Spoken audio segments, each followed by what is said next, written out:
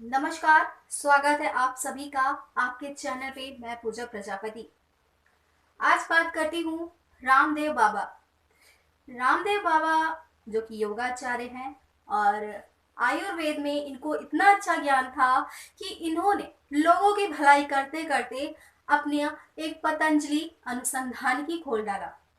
जिसके बाद ये योगाचार्य से एक पूर्णतया बिजनेसमैन बन गए, यानी कि ये कारोबार की दुनिया में कदम रख गए। अब जब कोरोना आया तो इन्होंने काफी ज्यादा प्रयास किए और नई नई टेक्निक से दवाइयों को इजाद किया। जिसके बाद इन्होंने एक किट तैयार करी जिसका नाम था कोरोनिल। आज भी लोगों को उससे फायदा हो रहा है। लेकिन कल ही इनका एक वीडियो वायरल हुआ कि जिसमें इन्होंने ये बोला कि जो कोवैक्सीन यानी कि सरकार द्वारा जो वैक्सीन लोगों के भलाई के लिए बनाई जा रही है वो पूर्णतया गलत है और जिसकी वजह से ही लोगों की ज्यादातर जाने जा रही हैं। एलोपैथी एक ऐसी स्टूपिड और दिवालिया साइंस है कि पहले क्लोरोक्विन फेल हुई, फिर रेमडेसिविर फेल हो गई, फिर एंटीबायोटिक्स इनके फेल हो गए। जितने भी दवाएं दे रहे हैं फिर लोग कह रहे तमाशा हो क्या रहा है। बुखार की दवाई उनकी कोई कोरोना के ऊपर काम नहीं कर रही। लाखों लोगों की मौत एलोपैथी की दवा खाने से हुई है। लेकिन मेरा एक सवाल है रामदेव जी से। हाँ, क्योंकि आजकल तो बाबाओं का बहुत ज्यादा चलन चल रहा है, ट्रेंडिंग में है भाई बाबा लोग, जैसे आशाराम वैसे रामदेव जी। ठीक, तो जिस तरह से रामदेव जी ने बोल दिया कि वैक्सीन लगने के बाद लोगों की जान जाने का जो सिलसिला है वो काफी तेजी से बढ़ा। हाँ, हमने भी देखा।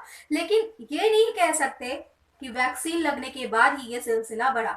क्या पता कोरोना की जो दूसरी लहर थी वो इतनी घातक थी कि इतने लोगों ने अपनी जान गंवा दी। वहीं रामदेव का ऐसा बयान देना, हमारे जो स्वास्थ्य मंत्री हैं डॉक्टर हर्षवर्धन जी, उन्होंने भी अपने कुछ बातें रखी उनके सामने कि उन्हें रामदेव जी यानी कि योगाचार्य रामदेव से ऐसी उम्मीद ही नहीं थी कि वो ऐसा बेतुका बयान देंगे या फिर अपने योगाचार्य से जुड़े और एलोपैथी से जो है चीजें उसके लिए वो ऐसा ऐसी चीजें बोलेंगे।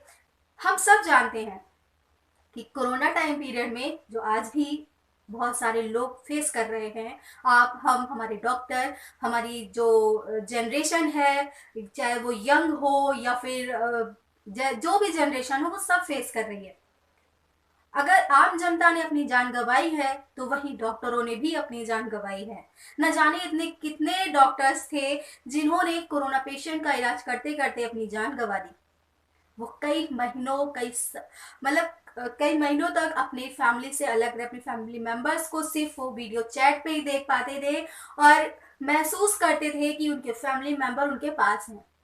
लेकिन रामदेव का ऐसा कहना, जी हाँ, रामदेव जी का ऐसा कहना उन सभी डॉक्टरों के लिए बहुत बड़ी बात है कि जिन्होंने अपनी फैमिली से दूर रहकर एक पेशेंट को इतने अच्छे से ट्रीट किया, उन्हें स्वस्थ भी किया।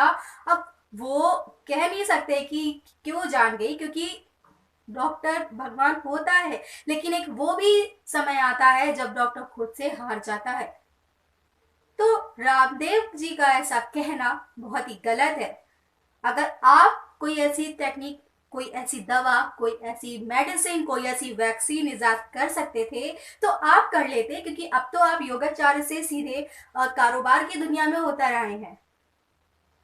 और एक सच्चा योगाचार्य वही होता है जो सिर्फ और सिर्फ लोगों की भलाई के लिए काम करे। लेकिन आप ना तो मैरिड हैं, आप ना तो पारिवारिक हैं, आपका फैमिली है, आप सब आपके साथ पूरा फैमिली है।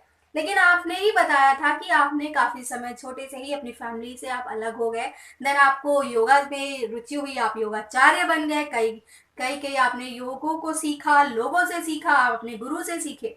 लेकिन इसका मतलब ये नहीं कि आप योग के जो कह सकते हैं कि जब एक टीचर, एक शिक्षक होता है, उसका एक कार्य होता है सिर्फ बच्चों को शिक्षा देना अपने शिक्षार्थियों को, वैसे एक योगाचार्य का कर्तव्य होता है कि और सबसे बड़ी बात, आप तो औषधियों के ज्ञाता हैं, तो आप ही कोई ऐसी मेडिसिन, कोई ऐसी वैक्सीन इजाद कर देते जो लोगों को जान बचाने में उनके लिए परोपकारी सिद्ध होती, लेकिन आप कहाँ ऐसा करने वाले थे।